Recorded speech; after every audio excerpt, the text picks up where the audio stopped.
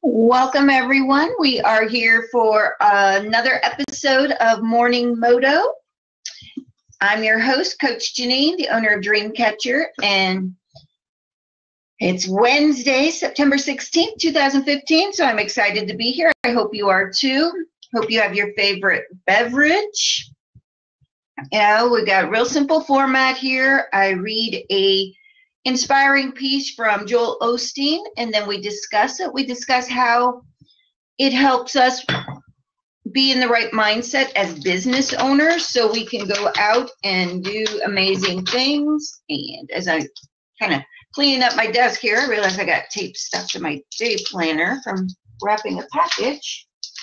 So let me move that over there out of the way so it's not bugging me. So, are we all ready to get going? I know I love hearing feedback that even if you're not maybe joining us live, you are listening while you get ready in the morning, which is exciting too. I like that.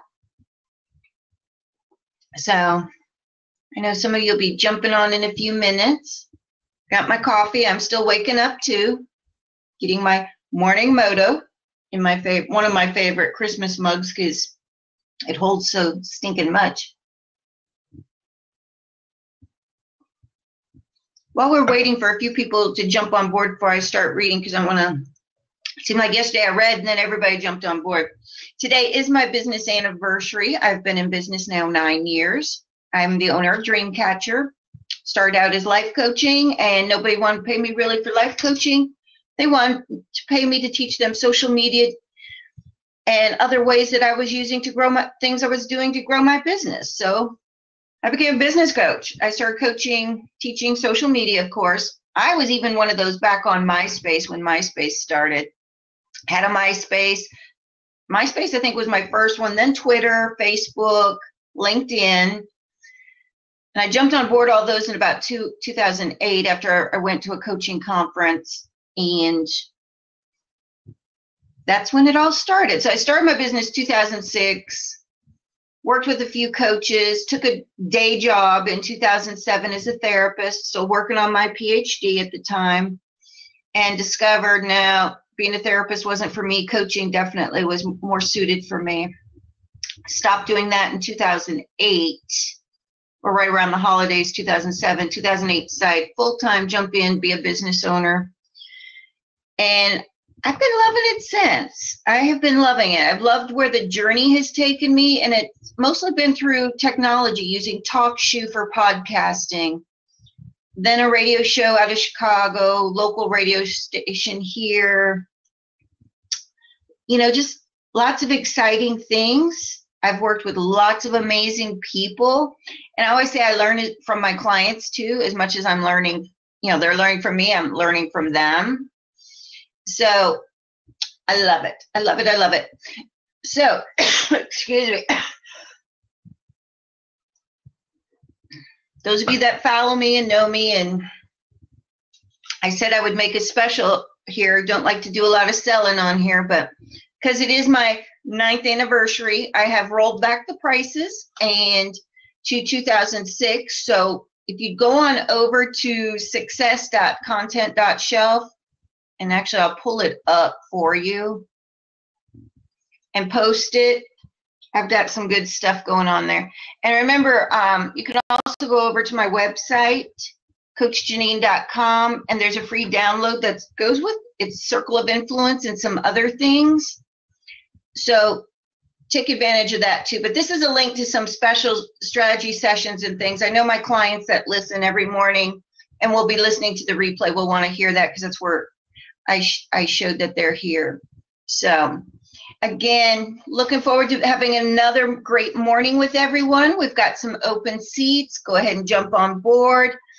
And first I'm going to read, and then I'll add everybody that wants to jump on board to the seats because I want to get through the passage first because that's part of what we do. And then I'll let everybody jump on board and we'll discuss it.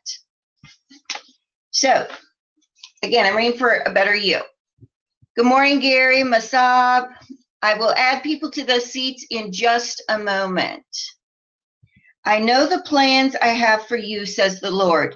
They are plans for good and not for disaster, to give you a future and a hope. Jeremiah 29:11. Years ago, I went into a government building that had 2 sets of double doors spaced about 15 feet apart. The doors opened automatically as I approached, but for security reasons, when I went through the first set of doors, I had to let them close tightly before the next set of doors would open in front of me. As long as I stayed at the first set of doors, the second set would not open. In many ways, life operates in a manner similar to those automatic doors.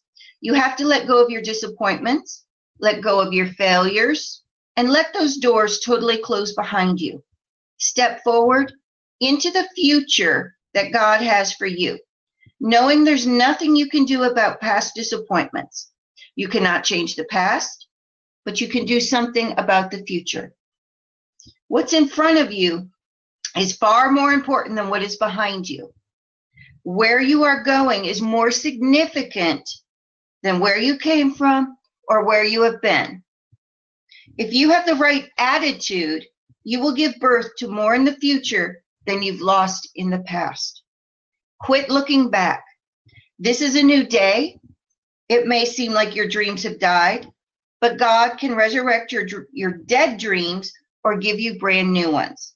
He is a supernatural God, and when we believe in Him, all things are possible. God has not given up on you. He knows that He put seeds of greatness in you. You have something to offer that nobody else has. Too often, however, we allow adversities, disappointments, and setbacks to deter us. And before long, we find we're not pressing forward anymore. We're not stretching, we're not believing, and we're not believing we will rise any higher in life. Ironically, some of the most gifted, talented people go through some of the most unfair, unfortunate experiences: divorce, abuse, neglect. And it's easy for such a person to think, why is this happening to me?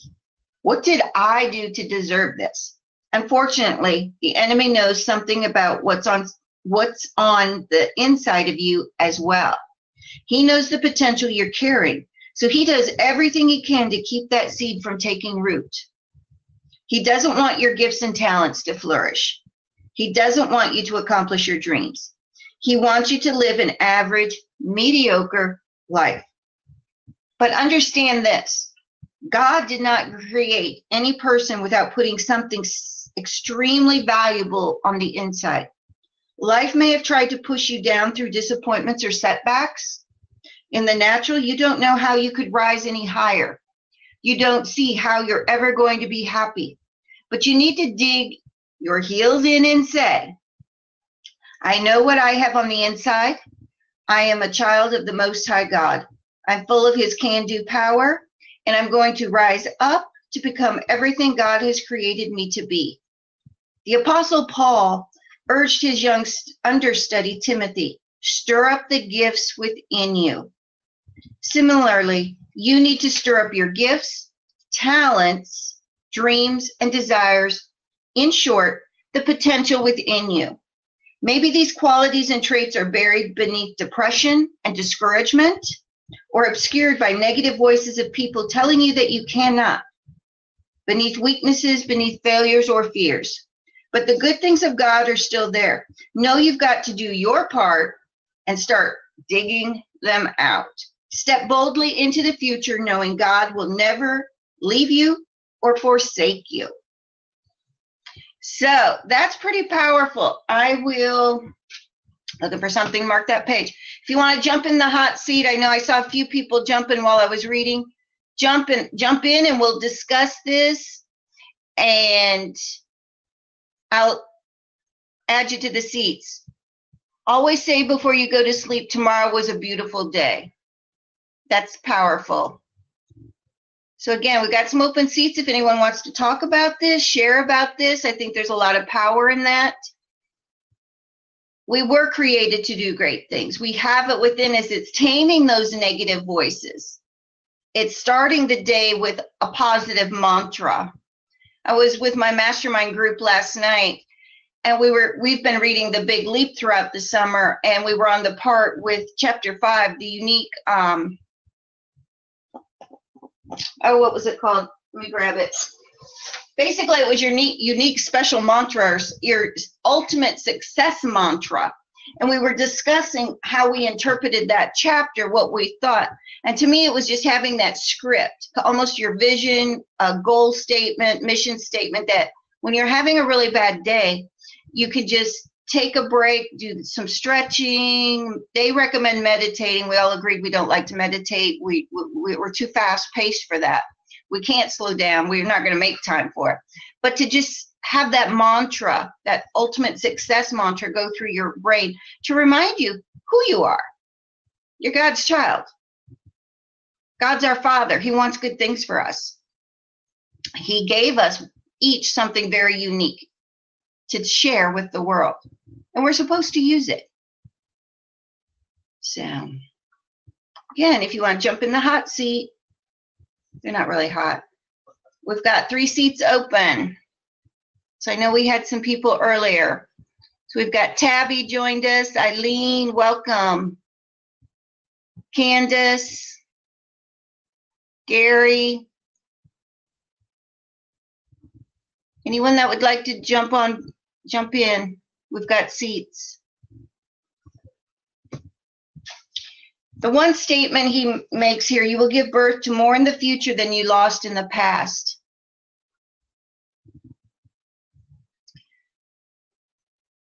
Don't dwell. I interpret that as saying don't stay stuck. Don't stay focused on the negative, because you know how that just kind of drags you down. It will drag you down. Focus on, use those. We talked about this a lot yesterday.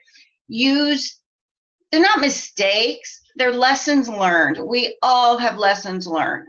And if you meet somebody who says they've never made a mistake, I used to, way back when, when I was online dating was the rage, and you read profiles and somebody would put, I have no baggage. And I'm like, if you have no baggage, it means you haven't lived. You haven't done anything.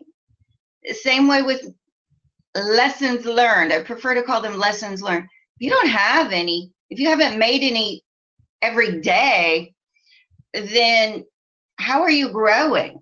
How are you moving forward? It's those lessons that propel us into something new, something greater. Got my morning Moto, my coffee. And I'll give you an example. Yesterday, I went to teach a psychology class. Day 1 of this class, I've been teaching for this university, I guess 6 years now, 5-6 years. I walk in, I knew it was going to be a packed class and half the people there are going to move to another class. I noticed nobody has a textbook like mine. And I'm like, does everybody have this textbook? And they're all like, no, we've got this textbook. And I'm like, okay. So I go down to my division chair and I said, did the textbook change? And he's like, oh my God, I forgot to tell you or ask you to, and when you're an adjunct professor, you're on your own little island. It's usually just, hey, do you want this class? Here's the dates, the times. I throw together my syllabus. I show up. I don't do a lot of interacting with any of the actual staff or anything other than maybe occasional email. And oh my God, I felt embarrassed. They were embarrassed. They were just so apologetic. And I'm like, no, it's my mistake. I own it. I've got it. Had to tell the students syllabus is wrong. Of course, I haven't read the book either. We'll get through this. But it's a topic I know frontwards and backwards. So I was able to go in there and still teach effectively. And even when I left, the division chair came back out of his office. He's like, and again, he was apologizing. But there's lessons in there. I should have asked. I should have inquired. Has the book changed? Are we still using the same book? I didn't. I think I dropped the ball. He thinks he dropped the ball. No harm done. The students will be fine, But lesson learned, I need to ask every time I teach, is it the same book? Have we changed books? Because now they're scrambling, and I did feel really bad to find me a new book and all the resources. Of course, none of my tests, any of that work. But that's life, and instead of letting it defeat me, I just turned it into a joke. It's like, guys, I am so sorry. We'll get through this. Of course, it's life. It's how you look at it. It's all about attitude. Let's get Gary joining us. Welcome, Gary. Good morning. Good morning, Jaynine. Did I say that correctly? Oh, hold on just a second. I'm not hearing you. Let me adjust my speakers. Okay, good morning. Sorry. It is morning where I am. It's 6:15 in the morning. Where are you at? Knoxville, Tennessee. Okay, you're not too far. I'm in North Carolina. Oh, okay. I think this is a good way to wake up. Yeah. I have my coffee as well. Cheers. I like that mug. My wife got that for me. It's got a nice little stone on the handle. It's pottery. Oh. Yeah. So are you a business owner? I am. What do you do? Burleson coaching. I focus on the Napoleon Hill philosophy of achievement. 17 principles. I'm in the process of creating an education-based program to sell online. Nice. Yeah. That would be very nice. Teach the principles. Mm-hmm. You might notice by my logo, it says your success puzzle solved. So, success, even life, is confusing and puzzling at times. How do you figure it out? How do you become successful? It's a mystery at times. Some people succeed, some people don't. Wallace Wattles in his book, what's the name of it? The Science of Getting Rich. You have to do things a certain way. So. And I think a lot of it starts with defining success. Well, that's a good start for sure. And that is where. Because everybody has their own definition of success. This is true. And we were talking yesterday, we had a great conversation yesterday. Andrew was on here, how we seem to have somehow in life, most of us, and I won't say everybody, but a lot of us, it's almost like you're shamed if you're not chasing the dollar. If you're doing what you love and you're not charging a high-end fee, or you're just doing a lot of volunteer work, there's almost like this shame factor from a lot of industry coaches or consultants, people higher up. Yeah. Oh, yeah. Well, and it gets back to doing what you love, and when you it's always great to earn enough income to not only pay the bills but have a little discretionary money left over. I think it's a personal decision on how you define success. Well.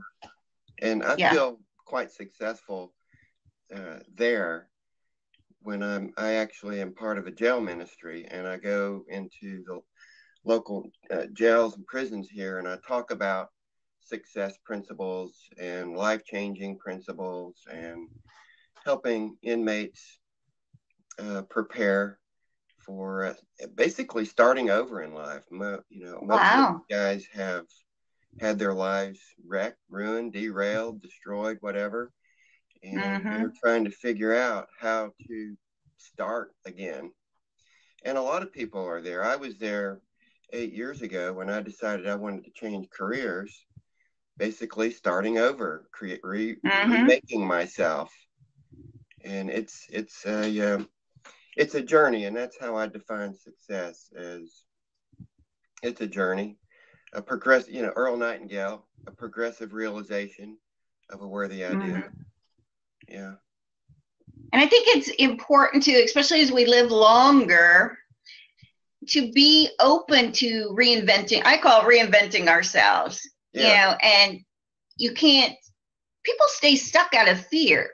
They don't want to change. They don't, and I admit, I'm a control freak. I don't like change that I can't control. Yeah. But some of the most fun things we end up doing are things that are out of our control, and you have to just be open to new adventures. Welcome, Glenn and Jennifer. We've got some seats if you want to join us. So I think, it does start with the success, defining success, waking up every day knowing, with a positive. I kind of do that. If you wake up and it's almost like you want to keep hitting the snooze button, or it's just really drudgery to drag yourself out of bed, I question, are you really living your purpose? Are you living somebody else's purpose? Because I'm a morning person. I am typically, now this morning, it was 5 to 5, 4:55 before I was like, typically 3:34 though. I am ready to jump out of bed and get things going. I'm just a morning person. My best writing, everything happens early morning. 9 o'clock at night, I'm ready to go to bed. I'm not a night owl. I'm not a night owl. But I think it is having that positive attitude and being able to live your purpose. And if you're not there right now, if you're listening and you're like, but I'm not able to totally tap into my purpose, that's okay. Start working on a plan to live your purpose, to be able to, whether it's through entrepreneurship, working for somebody else is fine. I'm not saying it's not. I mean, I'm still a college professor, adjunct, on top of doing everything else. And I love it. It gives me flexibility. The Marine Corps was a stepping stone for me. So look at these things, again, they're not mistakes, they're lessons learned, and have fun with them and see where they're going to take you. They help you decide who you are supposed to be, I think. I really do think we all have an internal message. And as in the passage I read this morning, it talked about, our adversities, the yuck stuff. Welcome, Jenny. Jenny says she's a morning person too. So cheers to all the morning coffee drinker people. Cheers. You look at the people, whenever we pick up a book about somebody or we watch a biography, I don't think there's anybody that's had this perfect pampered life. Almost everybody has had something earth-shattering that could be considered tragic. A death of a family member, a child, maybe they were, almost homeless or homeless, victim of abuse. They've had something. But the difference between staying in that situation and getting out is that ability to pick yourself up. And I'm an Iowa farm girl. I was raised in Iowa. My grandparents, were Depression era. Grandma was, I don't know when everybody else was born, but my grandma, I remember, April 13th, 1913. And we always joke 13 is a lucky number in our family. And she just passed last year at 101. But we were really resilient. It's that you fall down, it's like, just dust off and keep going. Just dust off and keep going. And I don't think, it wasn't that, oh, you fell, oh my God. No, it was dust off, keep going. And I think you have to build that up in life. And that's as a business owner, one of the very first I used to do a podcast series on TalkShoe. One of the very first ones, I interviewed a Mary Kay representative, and she said, no means next. And I'm like, what? She says, when you get the no, it just means next. Mm-hmm. And so it got to be, give me the no's. Just hurry up, say no so I can move on. Yeah. Time is money. But you learn from those things, and you just keep going. Don't stay stuck. Figure out, what your message is, and your message will probably change. You may take something that you're doing now and decide, I'm going to repurpose this over here to hit this population, or I've had these life experiences, and you don't have to push it. If you've had something really painful, it's your own agenda. It's your own timeline when you're ready to come out and share that message with the world. But it's probably all those little experiences have molded you into who you are. And some probably are there to keep us more humble. and more down to earth, so we're not up here being a horrible, snobby person. So, love to hear some more feedback on how you get unstuck and keep going in the morning. It's kind of, he talks about the doors operating. One door's got to close before the other one could open. So, well, thank you for joining us. Have a great day. You're welcome. Thank you. Bye. Good morning from Ireland. Do you want to jump in a hot seat this morning? We're talking about just getting motivated for the day, moving forward. We've got some open seats. We had Gary, who's in Knoxville, Tennessee.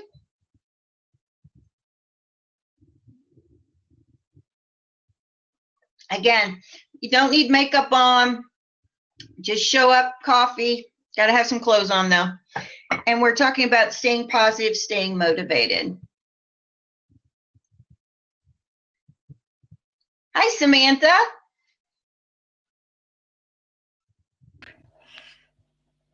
Can you hear me? Samantha, hi. Can you hear me okay?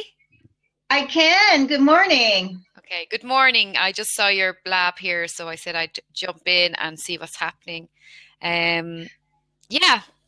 So how are things? I see your sip your coffee and be inspired, no makeup required. I know. The amount of times I've jumped into blabs and I'm like, no makeup. Exactly. And I did not want people to do that. I didn't want to feel the pressure of, it's 6 a.m. here, almost 6:27 now in the morning.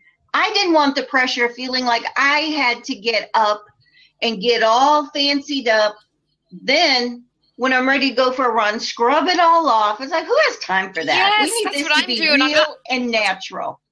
I have my tracksuit on. I'm supposed to go for my walk now. I see Leanne has jumped in as well, and Jilly Sue. Yay, there's some good people joining now. So, I don't know anything about you, Jaynine. So do you want to tell me a bit about yourself? I am a business and career coach. I'm a retired Marine, and I'm here in North Carolina. So we got a couple seats. Anybody else that wants to join? What we've been doing every morning, morning Moto. Moto's a Marine Corps term for motivation. So I tried to do a lot of my clients where I live here are veterans or spouses of veterans because I speak their language. My background is psychology, but I don't do well with whiny people. So every morning I'm just reading a passage from Joel Osteen, and we are kind of getting in the right mindset for our day. So welcome, Leanne. Hello, Jaynine. How are you? How do you say it, Jilly? Jilly Sue? Yes, love. Hello. Hey, welcome everybody. We'll tweet this out so everybody Jaynine, can know how many continents are in the room now? Whereabouts are you, Jaynine? I'm sorry? Whereabouts are you? I'm in North Carolina, United States. Ireland. South Florida. Australia. I'm in Miami. Yes. I'm in South Australia. Nice. Welcome, ladies. So what's your secret for getting unstuck? That's what we've been talking about this morning. Do you know why I joined? Because I'm stuck. So there you go. So you can all help me this morning. What are you stuck about? I've worked so hard and I have been waiting to get paid by a couple of clients and they haven't paid me. And I'm just like, I work so hard and I'm just sitting here going, why am I doing this? And I'm actually not feeling great, to be honest. And I have so much to offer. I have so many talents. I have so much knowledge to share. Like Leanne, you'd know that, wouldn't you? You'd know me a bit better. Yes, absolutely. So, and feeling a bit. That one, I think, is something we all have struggled with or still struggle with, getting paid. And I think it's getting worse for here in my area. I've had this conversation I have a mastermind group of business owners. And even yesterday, I had to send somebody to a collection agent. And for me, of course, it's having the good a solid contract that the person signs, the client signs. I have a virtual assistant that she is a bulldog, and I don't mess with it. I let her make the phone calls. We've got the letters, you know, the polite ones. And then I have a collection agent, and it's built in from day one. I tell them if I have to send this to collection, there will be a 25% fee added that the collection agent will charge. And I keep it business, very business. But for me, years ago, I had a client who would help me. We kind of bartered. And she told me, she says, Jaynine, you're not allowed to talk to these people about money because you'll give everything away for free. So we kind of detected which emails, which catchphrases meant they wanted it for free. If they said, well, so-and-so said you can help me, I knew that word help meant they were expecting it for free.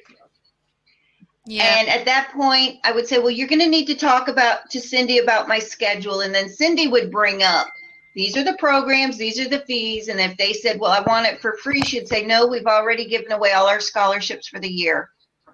But it was really, for me, it's having somebody, a virtual assistant, who can take over those conversations, because I know I'll give it away for free. Yeah, exactly. And that's why I have Sheila. She's wonderful, and she's my virtual PA, and she does a certain amount of hours every month. And yeah, I get her to, you know, when people want me to speak at events and stuff, and they all want me to speak for free, but you know, I have to get a childminder. I have to take time to go up. I have to travel usually as well. So I can't do for free anymore. I used to when I started out to get my name out there, but I just can't, you know. And they all do you seem have to want a speaker's a contract? Do you have a contract I have for a speaking? fee. No, I just have a fee thing. Like I just charge a fee and then plus expenses. I have a contract that I present the person. And I have that conversation up front. Are you expecting me to do this for free, or is this a paid engagement? And I have my speaker sheet. And if they say it's for free, which happens around here, I will ask, am I allowed to sell? Because a lot of the places here where they want me to speak for free, they don't want me to sell. They'll say, no, you can't collect names and you can't sell. Well, then why should I do it? I mean, not that, again, and that sounds really greedy, but we're business owners, and it is about, there's gas, there's makeup, there's clothes, there's time is money. And I see everybody like, ladies, jump in on how you have those difficult conversations about money. I just, you know, it spoils doing what we love, because I have those same thoughts at times. It makes me why feel am undervalued. I doing this? I'm the world's worst person when it comes to actually making money. Leanne and I were just on a blab. I know my stuff. I know every social media platform. I know like everything I need to know. I suck at monetizing because I'm too goddamn nice. Like, sorry to use the word God. Like, I'm just like, I'm so nice because I want to give all my information to people.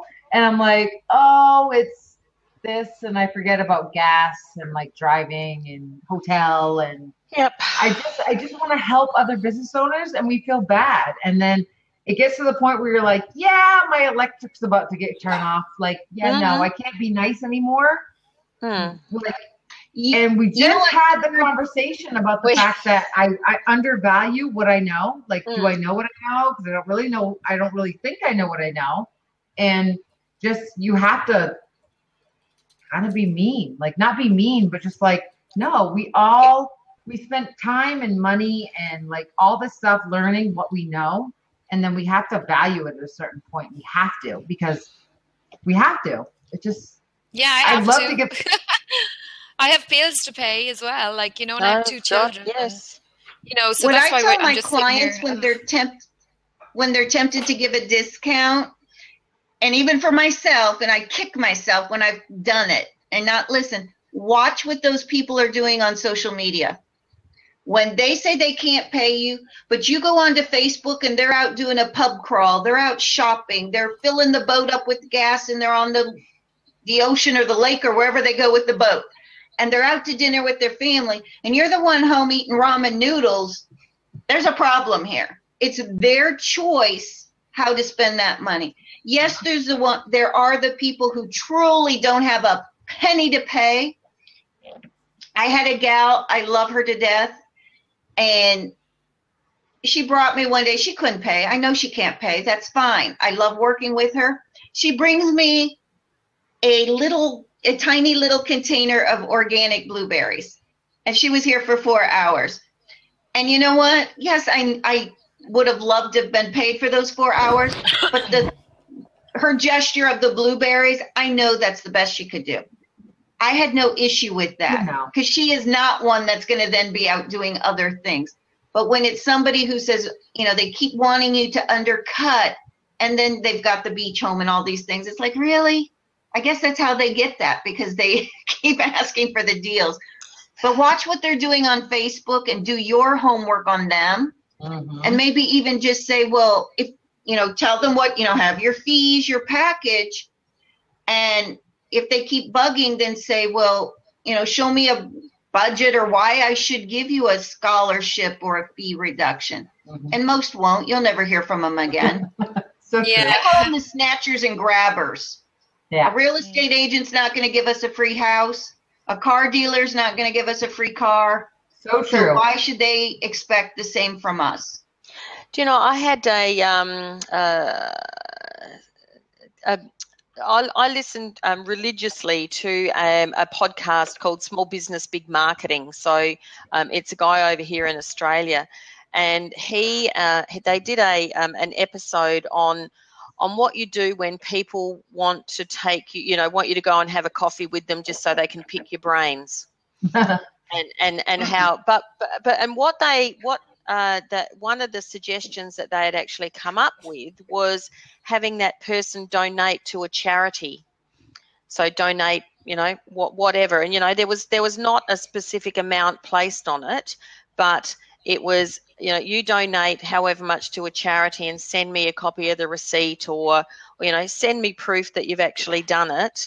Otherwise, I will send you an account. I will send you a bill for the time that we've spent together. And which I thought was, like an interesting way of doing it, as far as, just to make it realize that there was actually a value placed on that particular time. That's an interesting way to do it. Angie over here says a painter won't paint a wall for free. That's so true. And I think when we put things into that perspective, and even I remember one gal, she just, every networking event, she would, I've been dying to meet you. And she would ask a very specific social media question. And at one point I said, no, we have met before. We have met 4 times. And then she called me one day. She was a realtor. And again, it was that trying to pick my brain. And I said, are you going to give me a house? Are you going to, and I just, it's time to pay me. You're asking. And then somebody jumped in who was a newbie and says, I can answer that. And I thought, go for it. You take her, because now she'll snatch and grab from you and leave me alone. But I think it's, when I first started coaching, it was the free sessions and this and that. And I think that was the best or the worst advice I ever got. I think it set a tone for people in my immediate area to know I was new.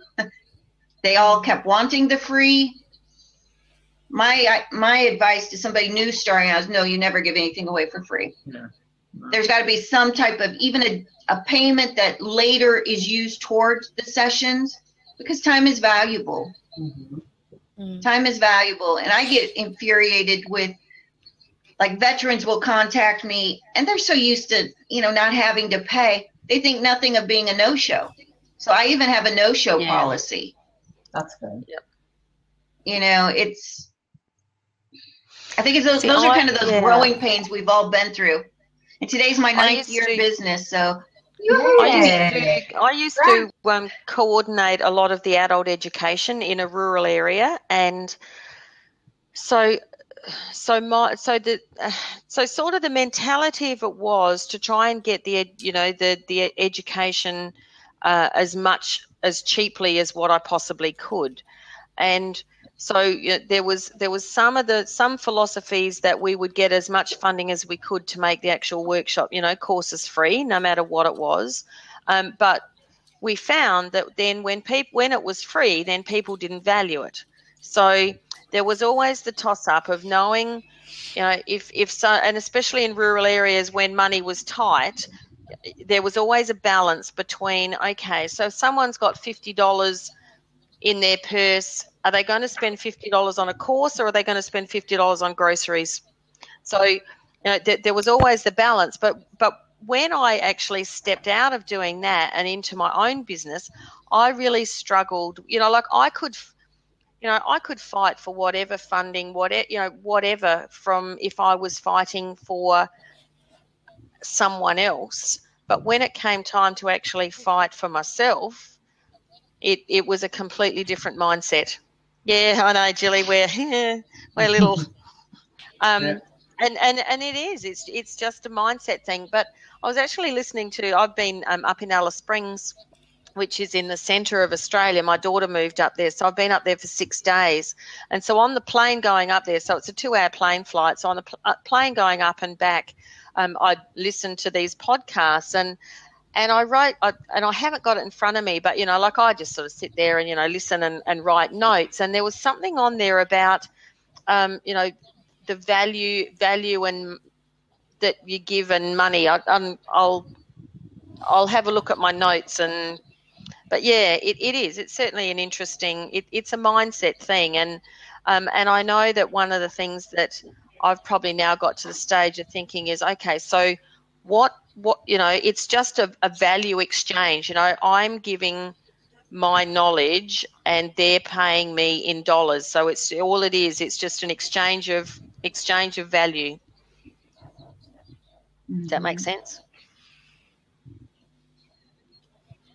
Yeah, I mean, look, I you know, I know, like, I know what I have to do, but it's getting these things over the line takes so long, doesn't it? It's like, I know they need me. I know, you know, and it takes them ages to get back to you. I want everything now, because I do things quick. And when I ask someone else to help me, it's like, okay, they're not doing it fast enough. I need it now, you know, like, and maybe I'm very bad that way, but if someone asks me to do something, I do it now. You know, I do it, or I schedule it and I say, right, that'll be done by Thursday. That'll be in your inbox by 6 p.m. on Friday. And it's in their inbox 6 p.m. by Friday, you know. And maybe I'm just too, maybe I'm just going to take a day off today. Have a couch day today. Do nothing. I call it pajama day. You just stay in pajamas and do what you want to do and recharge. And I find, as you know, because I work from home, that it's easy to be 24/7 in your business working, and you never totally unplug unless you make that very conscious decision to say, like for me, it's Sundays. I am not working on a Sunday. I am not checking anything. And it's hard to do because everyone now with technology expects us to be connected 24/7.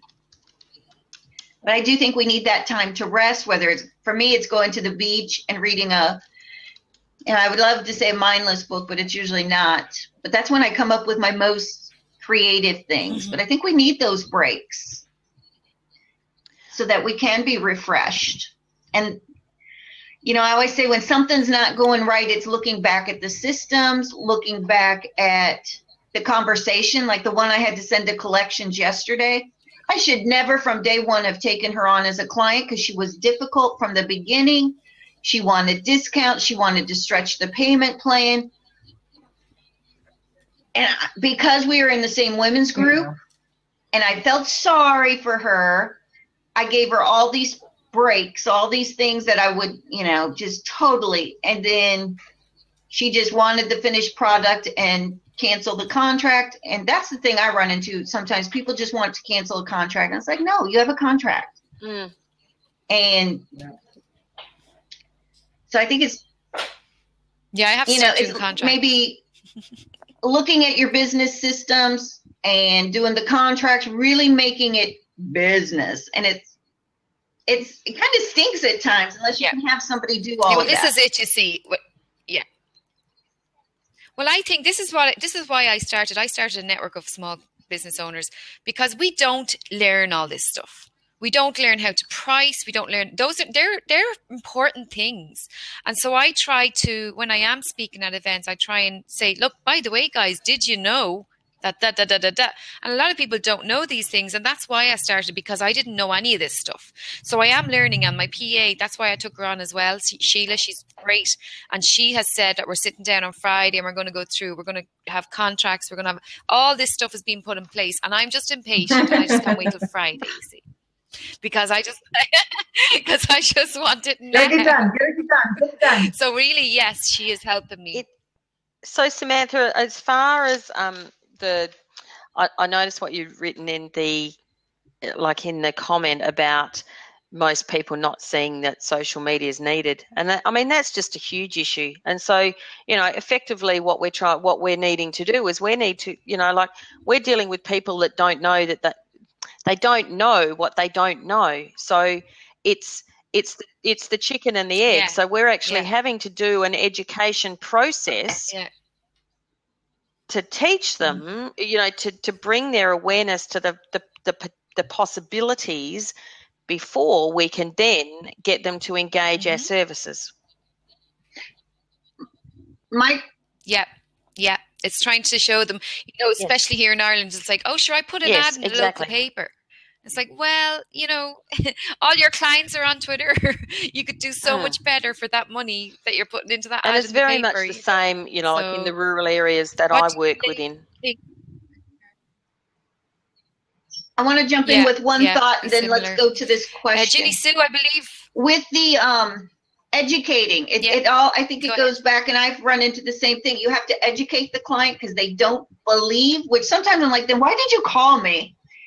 But that's where your success stories, the testimonials, I've shown people screenshots that my clients from Facebook, one guy worked with me 1 week and his Facebook just went like 4,000 and some % higher and this and that.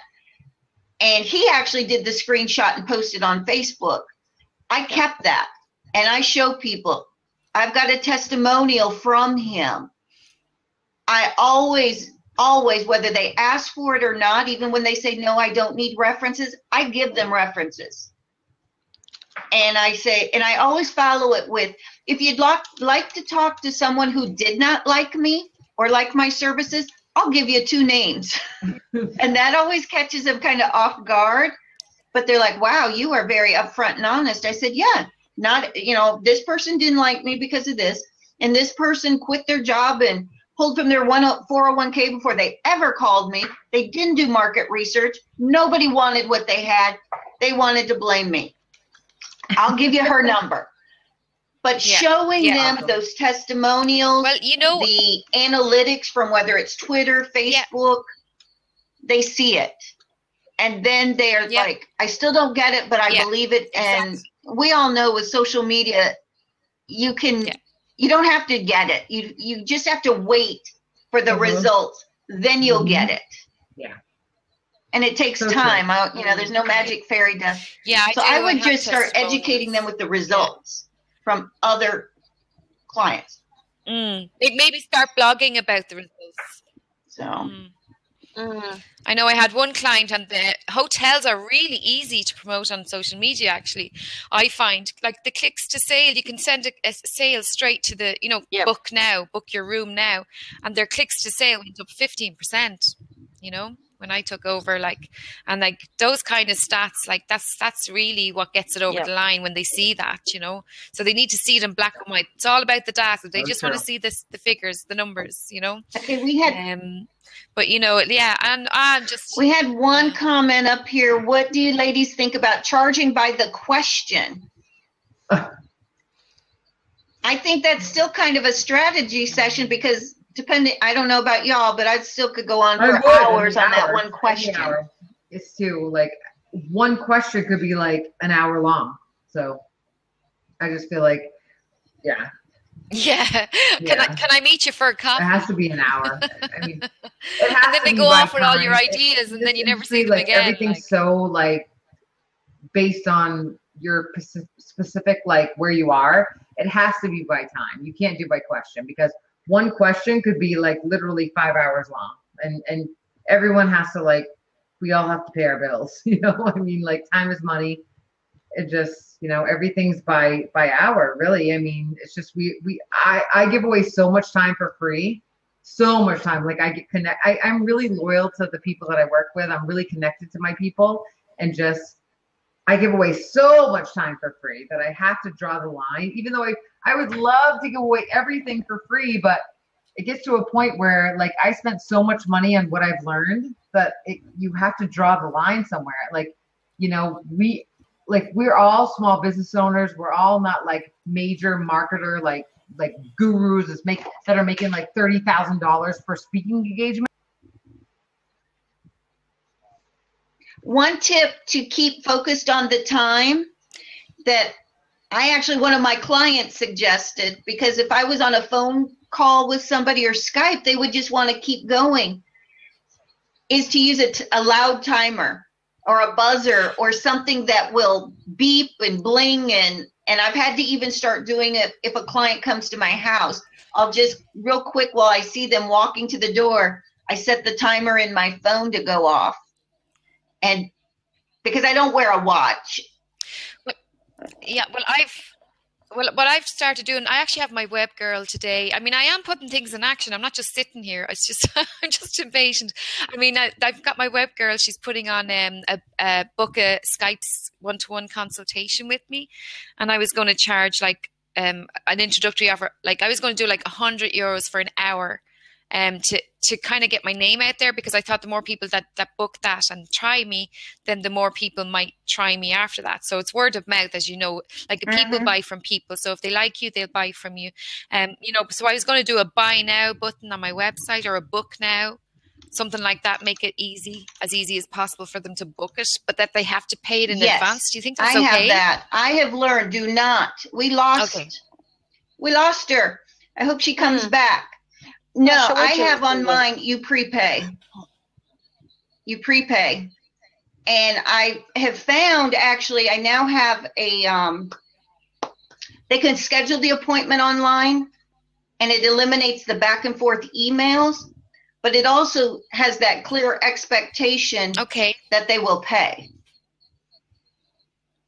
So, yeah. So is that on your site? Do you mind if I have a look at that? Can you put the link to your site? Have you seen the PayPal.me? So you can actually create like a PayPal. Yeah, you can create a PayPal almost, and I don't even quite know how to describe it. Sort of like a PayPal profile that you can give people a link, which they literally can pay directly from the link. And so what I did.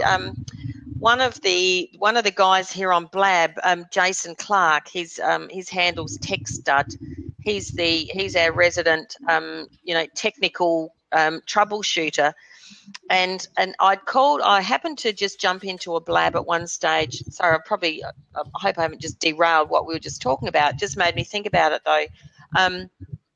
He jumped into a Blab that, like, I'd sort of jumped into one that a guy was having trouble with his microphone, and so there was two in there, and I'd sort of, helped as much as I could. So I called Jason. Jason came in. That was fine.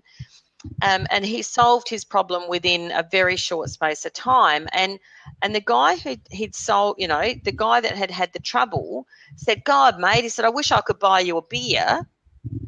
And, that was sort of a bit of a joke. And so Jason put in, he sort of put in a link and really tentatively, and it was like his PayPal Me link. And what you can do is you can have them customized. So I thought, that's a really good idea. So what I did is I've got 2 videos just on a web, like on a page on my website, which shows people how to personalize connections on LinkedIn. So like they're free, they're just two free videos. And so what I did was actually put a button on there saying, if this is being really useful, I'd love you to buy me a coffee or a wine. And so this link actually goes to the PayPal Me, to my PayPal Me button.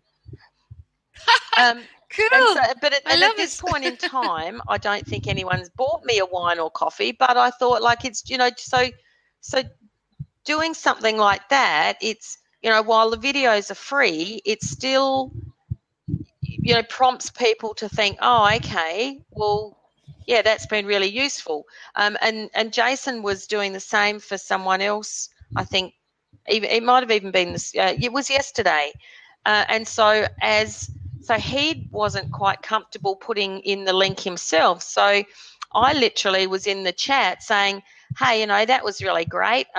If anyone wants to buy Jason a beer, this is the link that you can buy him a beer.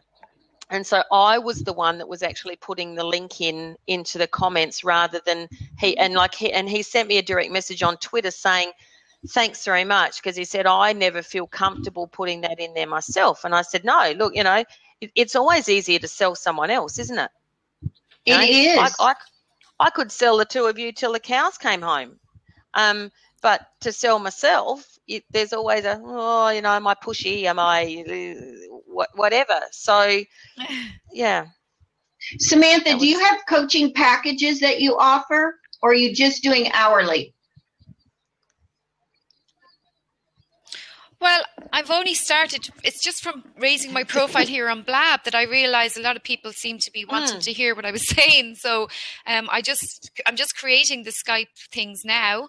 I do them one-to-one here in Ireland. Like I go and I travel and I meet them and I do digital marketing strategy. I can do all that, and it's not just Twitter.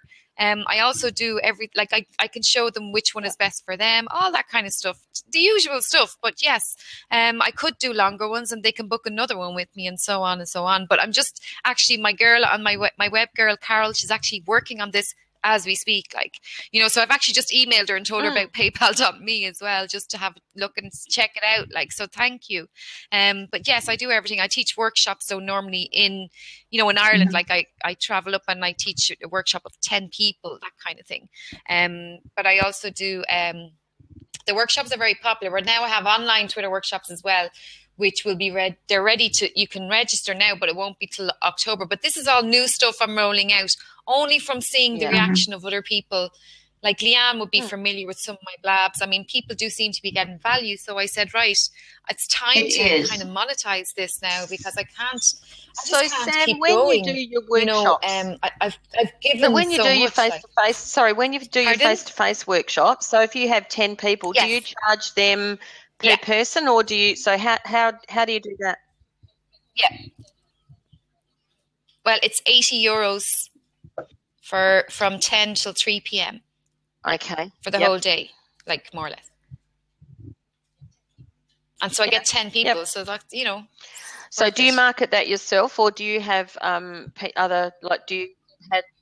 Yeah, I fill them every single time I fill my workshops. So do you every single time they're sold out. Do you ever try increasing the price? No. What about getting sponsors? Someone did say that to me. If you don't want to increase the price per person. Oh, I get sponsors for my conferences. Look at getting some businesses to sponsor the event. Pardon?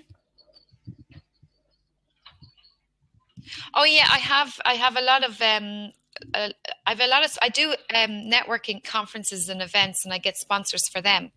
And then I would do a workshop at that event, an hour workshop. But you can't really get everything into an hour. Yeah. I think you need more, An hour is okay for a beginner, just to set them up and to show them and guide them how to find their customers, all that kind of stuff. But there's much more involved, as we all know.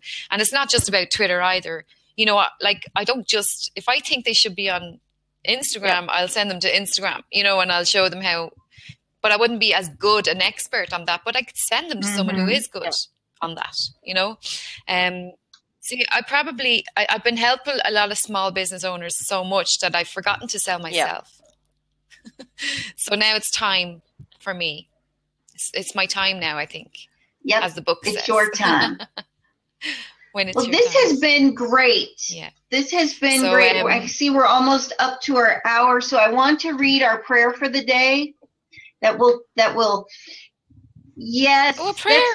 Again, I'm reading, I start every morning with a passage from this book from Joel Osteen, and in it, the format, he has a prayer to become a better you. So then I'll read that, and we'll just be really in the right mindset to have a fabulous day. If it's lunchtime or afternoon where you're at, then have a great afternoon or a great evening. But again, I'm here every weekday at 6 a.m. To me, this is a great way to get started in my morning. So today's prayer for becoming a better you. Father, you have promised me a future and a hope. You have already given me so much. As your child, I confidently step forward, knowing you have prepared me and prepared a way for me. You have filled me with blessing. I'm walking in your favor today. So just, I mean, you ladies, you've done the groundwork. It's time to step it up and use the gifts God gave you. Don't be shy. It's business. The ducks He are gave in a you row. these gifts. Use them. So it's time to take the training wheels off, business hat goes on, and have a fabulous day. This has been great. I loved our conversation. I love the comments going on over here. Again, I'll be back. I'm Coach Jaynine. My business is Dreamcatcher. Thanks, Jaynine. I'll be back tomorrow at 6 a.m. on Twitter. I've connected Coach you on Jaynine. Twitter. Yeah. Great. Absolutely. Fabulous. I hope you all join me again tomorrow. Samantha. See you, dear. Have a fabulous day, everyone. Bye-bye.